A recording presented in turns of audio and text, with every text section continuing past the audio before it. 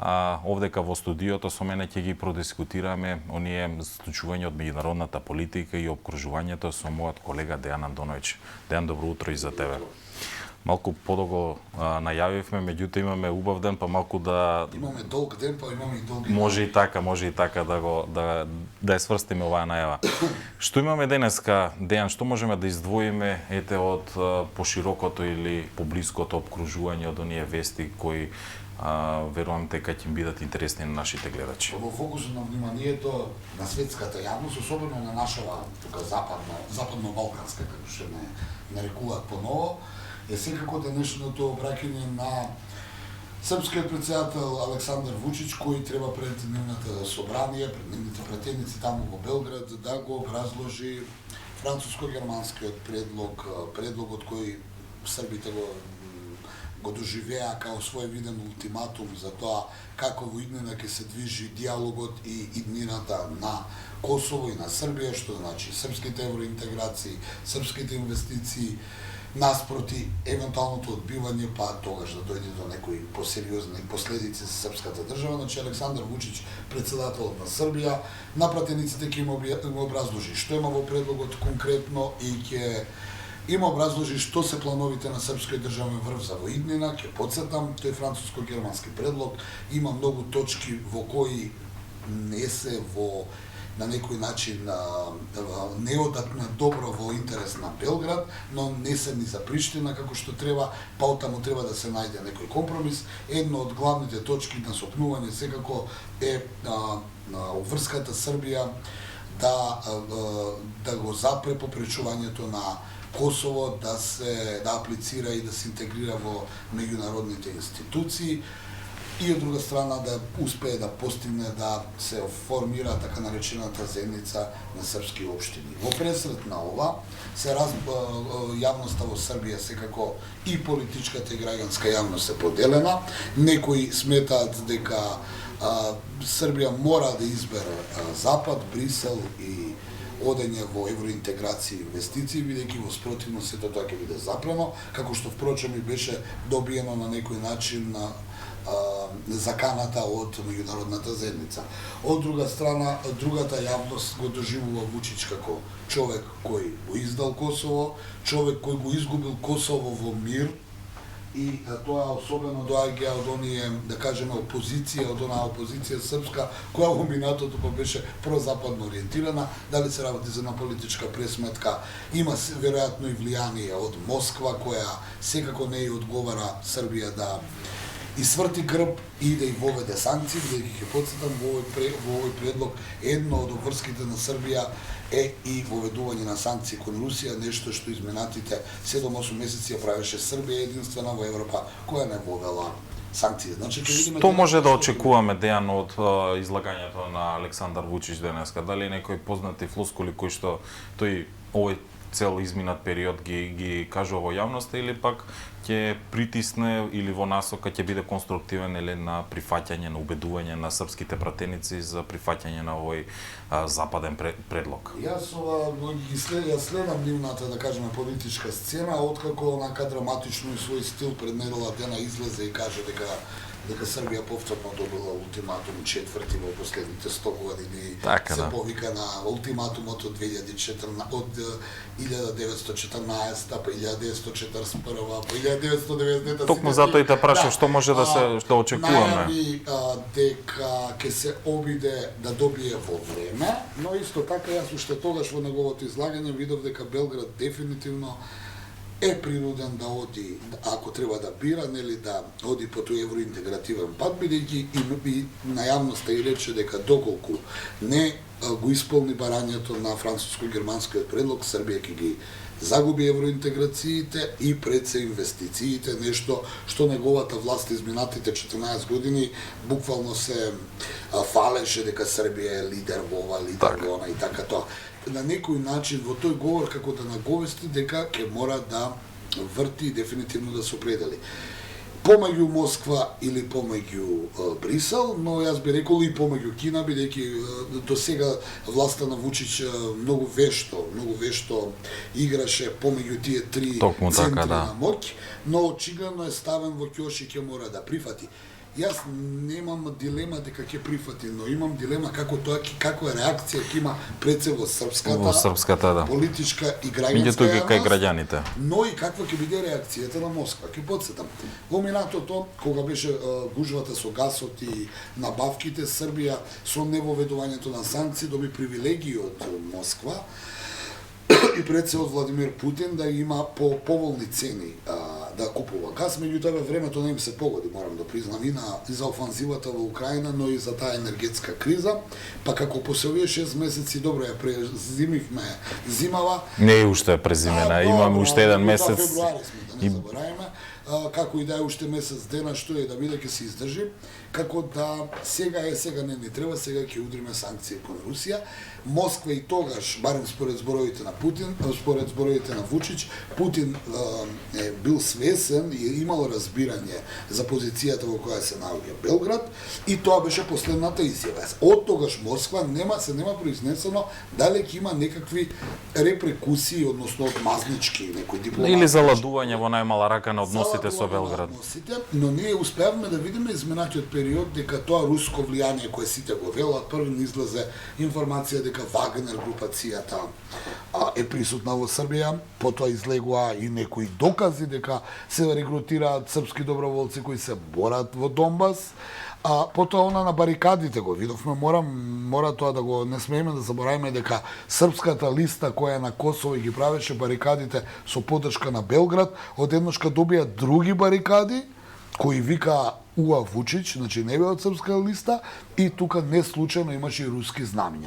Јан, извини што ќе те прекинам, кога сме кај барикадите, што мислиш, кои се твоите прогнози во однос на дали тоа е кој да биде исходот во Српското собрание, дали граѓаните ќе го прифатат се она што политичарите во соседна Србија ќе се договорат, или пак ќе имаме протести, ќе имаме немири и можеби Сигурно дека еден дел од граѓанската јавност и сигурно еден дел од политичката јавност, која сега гледа првин, ајде политиката, шанса да го урне митот на Вучич, кој не го дава Косово по ниедна цена, ќе го искористи овој момент, бидејќи веќе почна, бевме сведоци како некои политичари од опозицијата, како што се Драган Джилас или предходникот на поранешниот председател Тадич и уште некои политичари кои до вчера беа големи европјани, се одеднашка го обвинуваат Вучич дека го предал Косово, притоа не кажуваат на некој начин дали треба да се отфрли предлогот и да отидат евроинтеграциите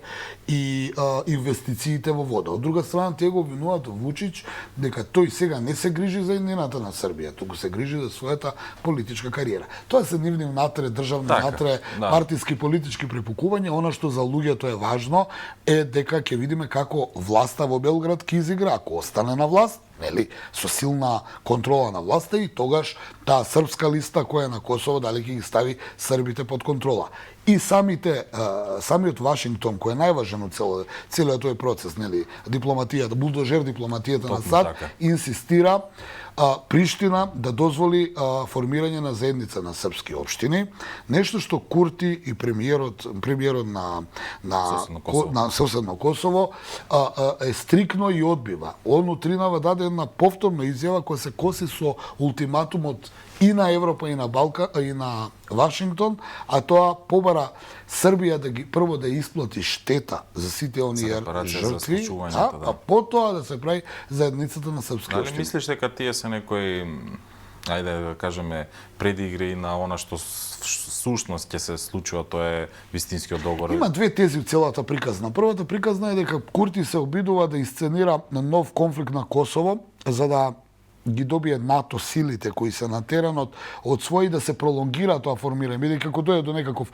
конфликт и до некакви немири, нема да има обврска до 4 април да ги формира заедницата на српски општини. Повторно ќе кажам, косовскиот проблем сега се случува во време на украинската криза, односно руска-украинската војна или руската војна со западниот свет, пошто и самите западни политичари веќе го рекоа дека се увојна со Русија, така да можеби тука има и мало руско влијание, многумина до сега сега го обвинува Курти дека практично работи за Москва, за интересите на Москва, бидејќи Москва има интерес покрај украинскиот конфликт да има и некои други жаришта каде што ќе може да го дефокусира проблемот и војната во Украина и да го намали притисокот кој западните земји го прават врз Русија за окончување на украинската војна.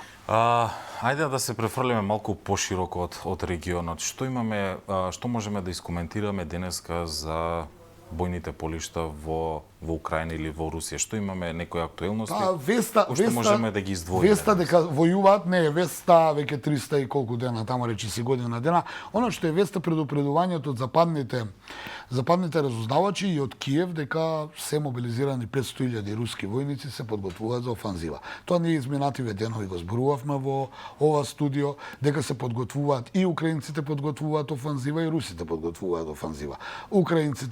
Русите подготвуваат офанзива да го уцврстат линијата на фронт, Бахмут да падне и да ударат веќе на други некои точки како што е Запорожје. Од друга страна украинците се подготвуваат кај Северск да удрат со околу 50.000 војници и многу им се важни овие тенкови кои треба да пристигнат, за кои се дигна голема фама. Не случајно Зеленски ги бараше тенковите, а сега бара и авиони.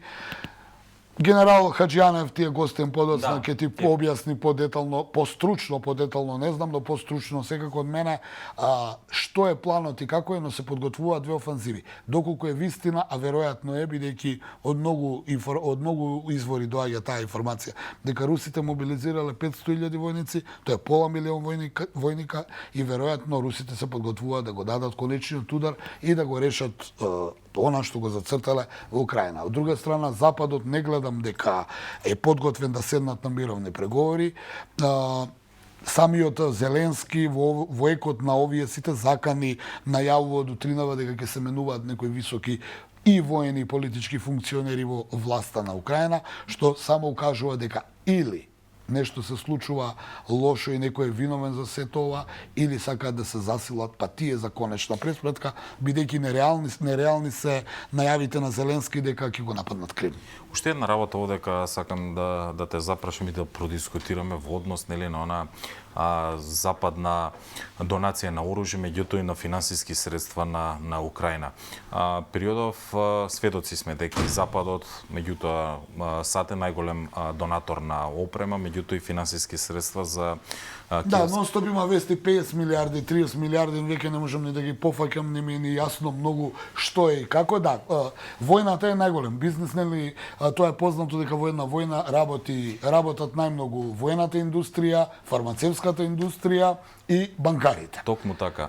Во тој контекст имаше информација која излезе во медиумите дека украинската држава на ваков или на таков начин, иако е во војна, сите знаеме, пробува донекаде корупцијата да ја сузбие. Тоа се викаат воени профитери. Сегде ги има. Во секоја војна ги има профитерите, бидејќи војната е најдобар бизнес. Повторно ќе кажам, тоа го гледавме и на овие простори. Има ли злоупотреба на финанси во Украина? Секако дека има и многу афери. Од таму веројатно и овие најавите на Зеленски. Еве ќе потсетиме дека поранешниот министер за внатрешни работи Арсен Аваков, украински министер, е обвинет за финансиска малверзација, нешто со набавувањето на борбените хеликоптери Airbus и дека веќе му влегла инспекција или полиција. Малку ми е смешно во тотална војна да ти влезе дома полиција и да ти направи претрес. Тој е обвинет дека направил проневера. Каква ќе видиме, но многу интересно што е тоа поранешен министер за внатрешни работи. А исто така морам да додадам дека неговиот наследник пред неколку дена загина во пад на исто така таков хеликоптер. Коинциденција или може да наводуваме дали е случајно. Па, коинциденција е парите, корупцијата, иако и Трамп можеме да потсетиме за нашите гледачи на неколку пати поранешниот американски председател ги обвинуваше властите во Киев дека се коруптивни. Трамп и обвинувањата можеме да ги ставиме у резерва бидејќи е поранешен и има некои амбиции да биде иден и нормално да критикувајќи го Киев, го критикува својот политички опонент. Не би навлегувал во тоа.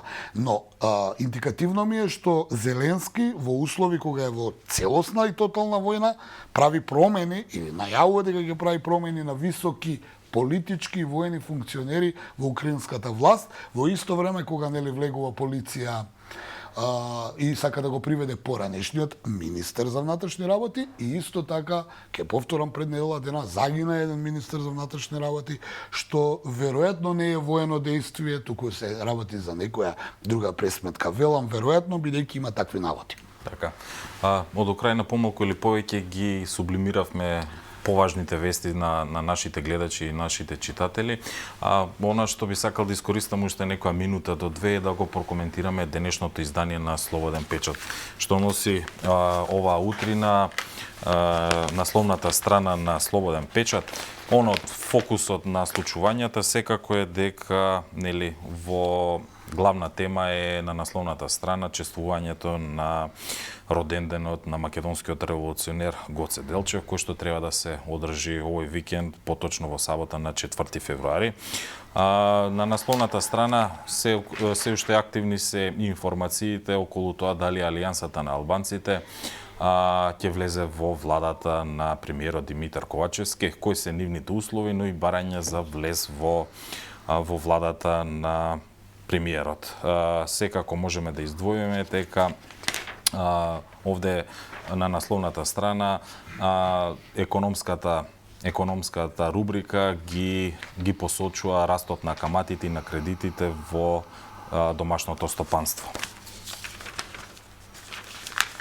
Како што кажав, внатрешно на третата страница од денешното издание на Слободен печат се заканите за мирно чествување на Гоце Делчев. Колешката Сонја Христовска ги анализира и сублимира сите овие минато неделни најави околу мирното чествување, дали е тоа безбедносен ризик, што ќе се случува и апелите на владата, меѓутоа и на министрите за внатрешни работи на Бугарија и на Македонија за мирно и достоинствено чествување на роденденот на македонскиот великан.